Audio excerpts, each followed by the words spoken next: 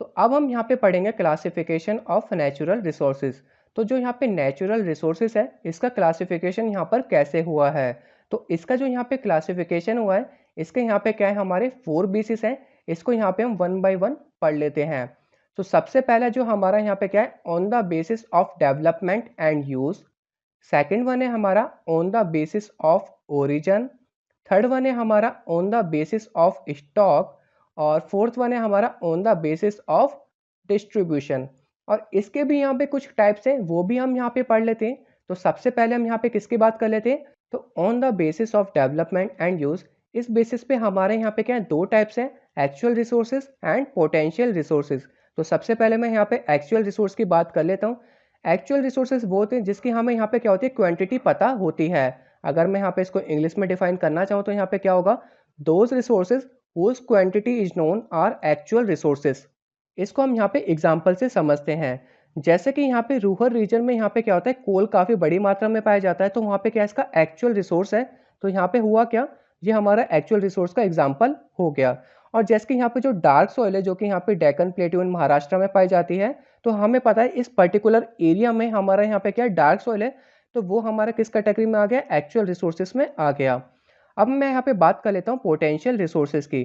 तो potential resources क्या होता है, यहाँ पे इसका उल्टा होता है, जिसकी क्वांटिटी हमें यहाँ पे नहीं पता बट हम इसको आगे चल के यूटिलाइज कर पाएंगे, तो उसको हम यहाँ पे क्या बोलते हैं, पोटेंशियल रिसोर्सेज बोलते हैं। अगर डेफिनेशन की बात करूँ तो यहाँ पे क्या होगी, these resources are those whose entire quantity और यूटिलिटी इज नॉट नोन। तो उसी को यहाँ पे क्या बोला गया है, पोटेंशियल रिसोर्सेज बोला गया है। इसको बट हम आगे चल के यूज कर पाएंगे, जैसे कि यहाँ पे लद्दाख में हमें क्या मिला है, यूरेनियम। और आगे चल के टेक्नोलॉजी इतनी बढ़ जाएगी कि हम इसका यूज आसानी से कर पाए। अब हम यहाँ पे बात कर लें on the basis of origin. तो ओरिजिन की बेसिस पे यहाँ पे क्या है, टू टाइप्स है, abiotic resources and biotic resources. Abiotic resources यहाँ पे क्या होते हैं, जो यहाँ पे नॉन लिविंग थिंग्स रिसोर्सेज होते हैं उनको यहाँ पे क्या बोला गया है, ए बायोटिक रिसोर्सेज बोला गया है। For example soils, rocks, minerals, transport, books, ये सारे हमारे क्या है, एबायोटिक रिसोर्सेज है, जो कि यहाँ पे क्या है, नॉन लिविंग थिंग्स है। अब यहाँ पे बात कर लेते हैं इसके सेकंड टाइप की, जो कि यहाँ पे क्या था, बायोटिक रिसोर्सेज था। तो बायोटिक रिसोर्सेज यहाँ पे क्या होते हैं, इसके बिल्कुल अपोजिट होते हैं, ये हमारे लिविंग थिंग्स होते हैं, जैसे कि प्लांट्स एंड एनिमल्स हो गए।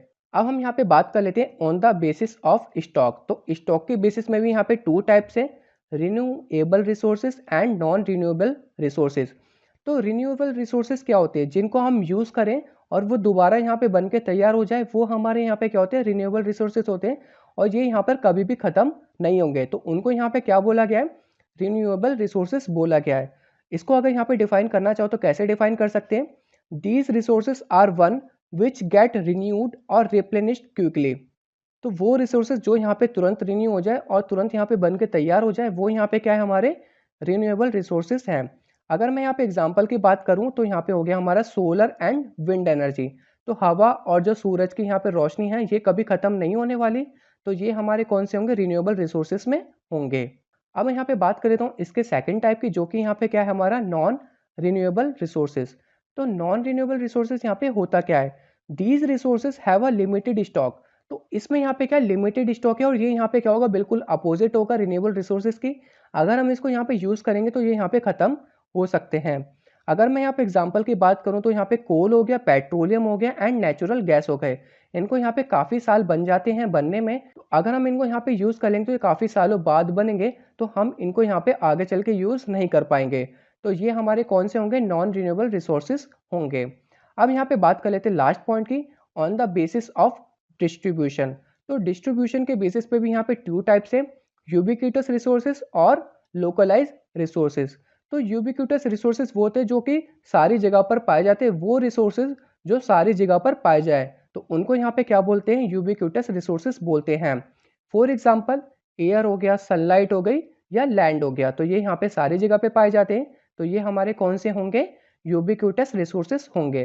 अब हम यहाँ पे बात कर लेते हैं लास्ट पॉइंट की, लोकलाइज रिसोर्सेज। ये सारी जगह पर नहीं पाए जाते, ये बिल्कुल इसका अपोजिट है, ये एक पर्टिकुलर रीजन में पाए जाते हैं, तो उसको यहाँ पे क्या बोला गया है, लोकलाइज रिसोर्सेज बोला गया है। अगर डिफाइन करना चाहे तो कैसे डिफाइन कर सकते हैं, these resources are found in certain parts of the world.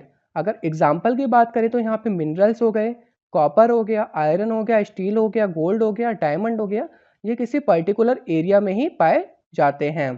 तो होप आपको यहाँ पे नेचुरल रिसोर्सेज के क्लासिफिकेशन के बारे में अच्छे से समझ में आ गया होगा। अगर आपको ये वीडियो पसंद आई तो please like, subscribe and share जरूर कर दीजिएगा। Thanks for watching.